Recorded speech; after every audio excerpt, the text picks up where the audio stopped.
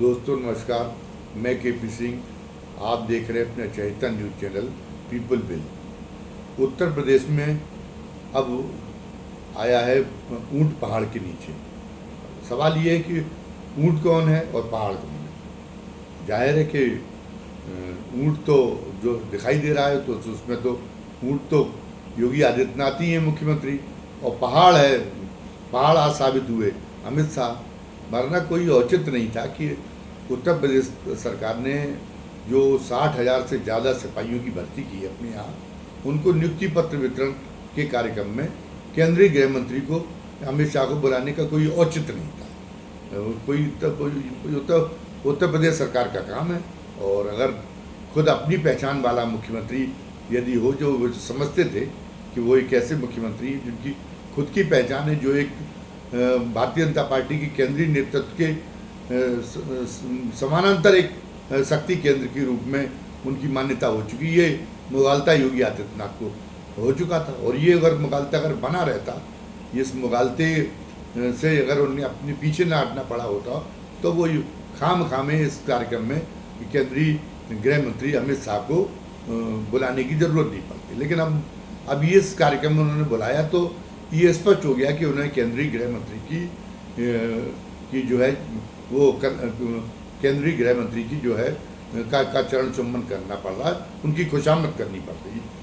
इस कार्यक्रम में ये जाहिर हुआ कि वो केंद्रीय गृह मंत्री की आज जो है कृपा कोर के अपने आप को मोहताज अनुभव कर रहे हैं। और केंद्रीय गृह मंत्री ने इसके बावजूद भी है, केंद्रीय गृह मंत्री अमित शाह हों, यानी जो भारतीय जनता पार्टी का नेतृत्व है, केंद्रीय नेतृत्व, जिसमें मोदी और शाह दोनों आते हैं, तो ये मोदी और शाह के सद तक निर्मोही नेता हैं।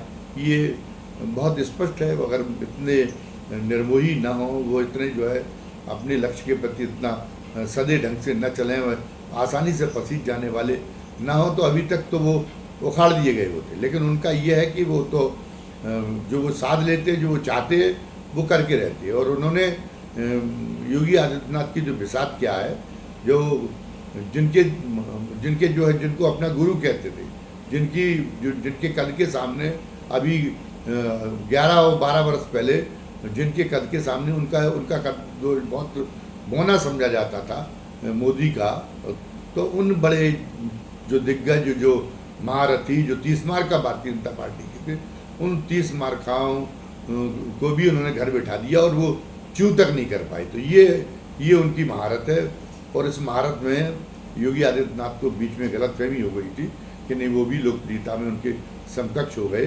तो ये पर उनको योगी आदित्यनाथ को समझ लेना चाहिए था कि जब उन्होंने इतने बड़े विज्ञान को जो है पानी पिलवा दिया, तो वो तो अभी तक उनको तो अगर वो उनकी निगाह में वे तो अभी नौसिखिए मुख्यमंत्री के रूप में, एक टहनी मुख्यमंत्री के रूप में इससे ऊंचा तो उन्होंने उठने ही नहीं दिया। कई बार वो इस बात को प्रदर्शित भी कर चुके हैं,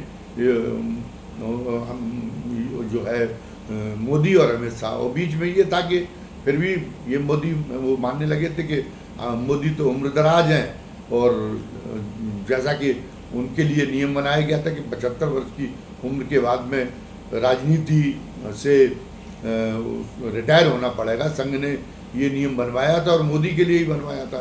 तो उन्होंने कहा था कि मोदी भी इस नियम के अब्बात नहीं होंगे, तो ये मान के कि वो पर्याप्त उम्रदराज हैं, तो उनसे झगड़ा क्यों मोल लिया जाए। तो उनकी तो वो सर्वमान्यता की बात करते रहते थे, क्योंकि सोचते थे कि वो तो अल्पकालिक है।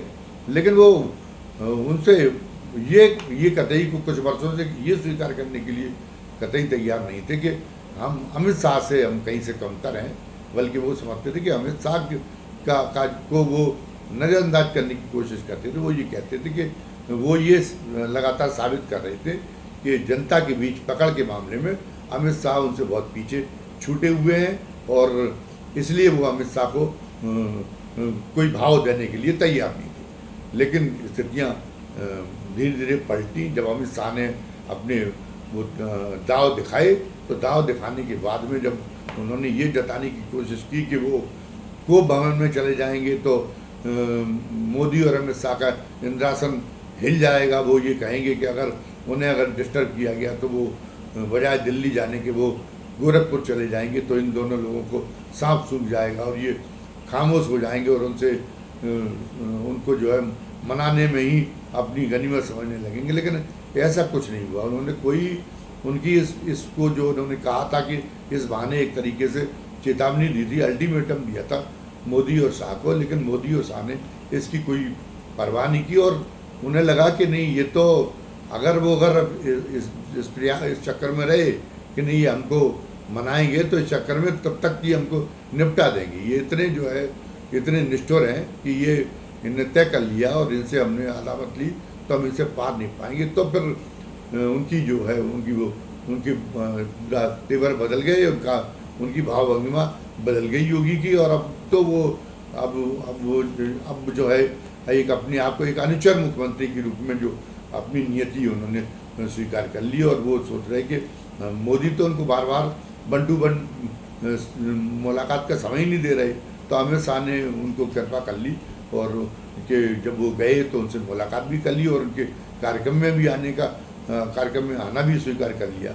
लेकिन इसके बावजूद भी अमित शाह ने उनको बख्श दिया ये नहीं कहा जा सकता, क्योंकि मोदी सरकार के 11 वर्ष पूरे होने के उपलक्ष्य में दिल्ली में एक पत्रकारों को वोट दिया गया, कुछ बड़े पत्रकारों को वोट दिया गया था।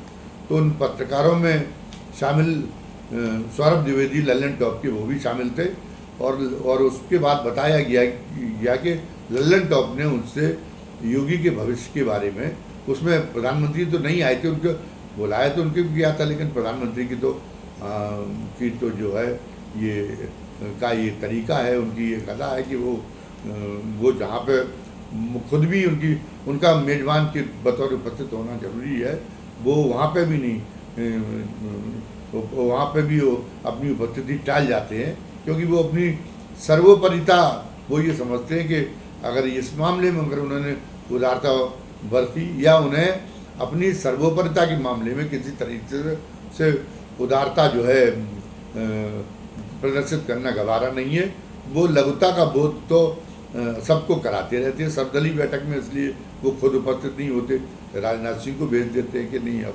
विपक्ष के नेताओं की क्या औकात कि मैं उनके साथ में बैठूं।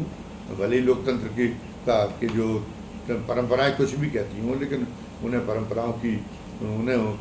उस परंपराओं की परवाह नहीं है। वो उनका जो है अपने आप को सबसे ऊपर होने का इतना इस कदर तारी है उनके दिमाग में, वो जो बोध है कि वो उस मामले में वो जो है बिल्कुल भी डिगने के लिए तैयार नहीं होते। वो कोई उनको उदारता उस मामले में कोई उदारता उनको स्वीकार नहीं करती। तो और वो हर मौके पर ये रहते कि कोई भी कितना भी कैसा भी हो, और चाहे शिष्टाचार की उन पर परवाह न करने का आरोप लग जाए, लेकिन वो सबसे बहुत ऊपर हैं ये दिखाने में कोई कोताही नहीं बरतेंगे।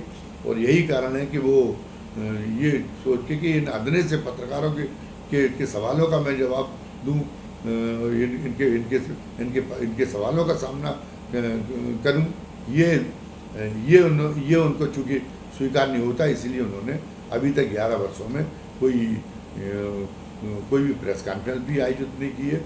ये था कि 11 वर्ष पूर्ण होने के उपलक्ष्य में वो करेंगे, फिर भी वो पत्रकारों से मुखातिब नहीं हुए और पत्रकारों ने भी मान लिया कि नहीं, योगी जो है ऊपर हैं, योगी तो देवतुल्य हैं, क्या कहा जाए, अति मानव हैं। और हमें पत्रकारों ने मान लिया कि उन्हें अपेक्षा नहीं करनी चाहिए कि योगी उनके मोदी उनके जो है उनके सवाल सुने और उनके जवाब दें, ये अपेक्षा नहीं करनी चाहिए। जब वो कृपा कर लें तो एक तैयार किया हुआ जो सवाल है वो जो प्रधानमंत्री कार्यालय से उनको दिया जाए, उन सवालों के दायरे में रहते हुए वो एक इंटरव्यू का नाटक खेल लें, और इससे ज़्यादा कोई स्वतंत्र पत्रकार वार्ता की उम्मीद उन्हें योगी जैसे एक महामानव प्रधानमंत्री से जो पहली बार आसीन हुआ है उससे अपेक्षा नहीं करनी चाहिए।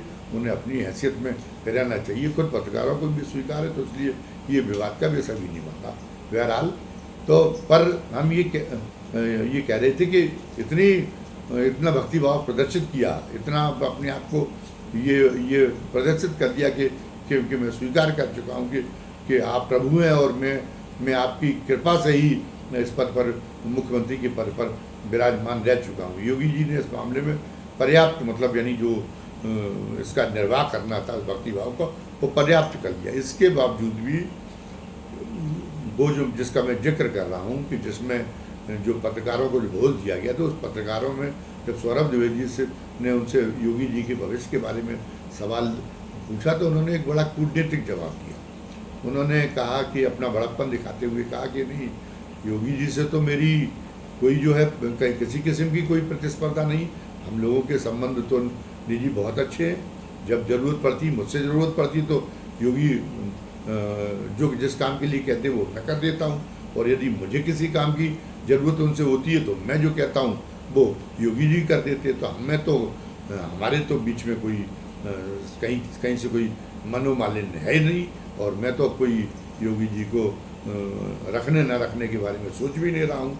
लेकिन मेरे ऊपर भी लोग हैं, मेरे ऊपर भी बीजेपी में एक है, एक पायदान है।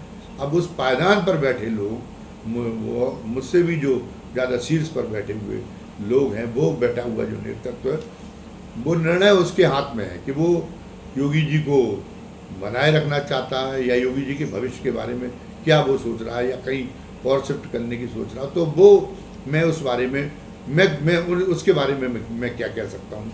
वो तो मैं तो खुद जो है, मुझे तो ये बात पता नहीं हुआ। तो केंद्रीय नेतृत्व, जो सर्वोच्च नेतृत्व तो इस बारे में अपने तरीके से फैसला करता है। ये उन्होंने ये कहा कि मैं नहीं कर सकता हूँ। तो इन्होंने गोल तरीके से इस जवाब में उन्होंने जो है ये स्पष्ट कर दिया है कि अमित शाह ने कि योगी के ऊपर जो मीडिया में ये चल रही है कि उनके ऊपर तलवार लटक रही है, इसमें जो है कहीं ना कहीं कुछ हद तक सच्चाई है। और वो उत्तर प्रदेश में अगर कोई इसी कारण उत्तर प्रदेश में अगर उनके आने का, उनके सिपाहियों के नियुक्ति वितरण कार्यक्रम में मुख्य अतिथि के रूप में उपस्थित हो जाने का, उसमें जो है योगी जी की तारीफ कर देने का, मतलब उसका उससे का मतलब ये नहीं है कि योगी जी को मिल गई है, गारंटी मिल गई कि वो कंटिन्यू करेंगे। अभी भी उत्तर प्रदेश में कुछ भी हो सकता है। तो जो योगी जी के भविष्य को लेकर जो अटकलों का क्रम जारी है पिछले कुछ महीनों से, वो क्रम उनके अमित शाह के लखनऊ कार्यक्रम में आने का और योगी जी के प्रति सद्भावना जताने के बावजूद भी उन अटकलों पर अभी विराम नहीं लगा है। बल्कि उसके पहले उन्होंने लखनऊ आने के पहले जो सौरभ द्विवेदी से कह दिया है, तो वो उन अटकलों को और ज़्यादा हवा मिली है। और इसका सबसे ज़्यादा जो प्रभाव पड़ रहा है वो उत्तर प्रदेश में शासन की हनक पे पड़ रहा है, सरकार की हनक पे पड़ रहा है। अधिकारी भी इसको लेके जो है इस दौड़गन में पड़ गए हैं, और अधिकारी भी जो है सरकार को अभी गंभीरता से नहीं ले रहे। वो भी देख रहे हैं कि क्या होने वाला है, लखनऊ के तख्त हाउस पे क्या होने वाला है, कोई अगर हटने वाला है तो वो भी उसका मतलब उसका प्रभाव जो योगी जी के आदेशों के पालन का है, उस पर प्रभाव पड़ रहा है। योगी मतलब अब जो है तो कहीं ना कहीं उसमें फ़र्क आया है उनके कार्यक्रम को, उनकी मंतव्यों को लागू करने में। अधिकारियों में जब तक ये बनी रहेगी स्थिरता, जब तक ये संक्रमण का दौर पड़ रहेगा, उस पर फ़र्क आया है। और मंत्रियों में भी जो उनके और पार्टी के अन्य लोगों में भी जो योगी के प्रति जो है कि नहीं, उनके मन महसूस के जो रह जाते थे, और या ये था कि उन्होंने योगी की जो उनसे यही अपेक्षा है कि वो योगी की अधीनता को स्वीकार, योगी के नेतृत्व को स्वीकार करते हुए उनके नेतृत्व की मंशा के अनुरूप कार्य करें, उनके नेतृत्व को मान्यता देते हुए कार्य करें।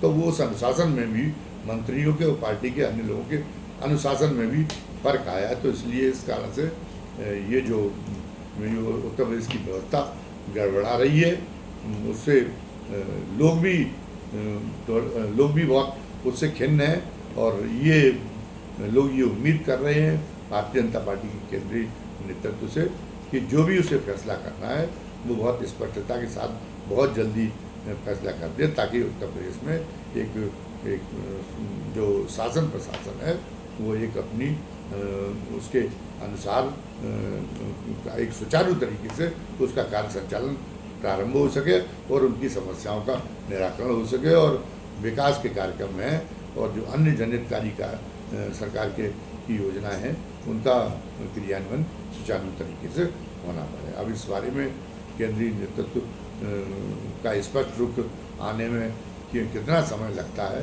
ये फिलहाल देखने वाली बात है। आज की वीडियो में बस इतना ही। धन्यवाद।